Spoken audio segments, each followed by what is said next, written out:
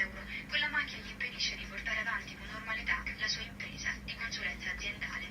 Ho un'attività per la quale si richiede degli anticipi per i clienti e della quale si dovrebbe appoggiarsi su determinate soluzioni finanziarie come il noleggio, come carte di credito, le carte carburanti. Un noleggio semplice di 120 euro al mese non te lo danno perché ovviamente ho una segnalazione.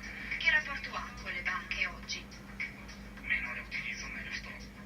Quello che pensa Cristiano è consapevolezza diffusa qui a Vicenza, ormai nell'immaginario di tutti, la città del crack. Lo Stato italiano ha fatto ben poco per questa gente che ha sudato una vita per farsi una lira e si trova in anzianità senza più nulla davanti, buio totale. Seguito i lavori fatti dalla commissione parlamentare d'inchiesta? Una schifezzuola, lasciamo stare.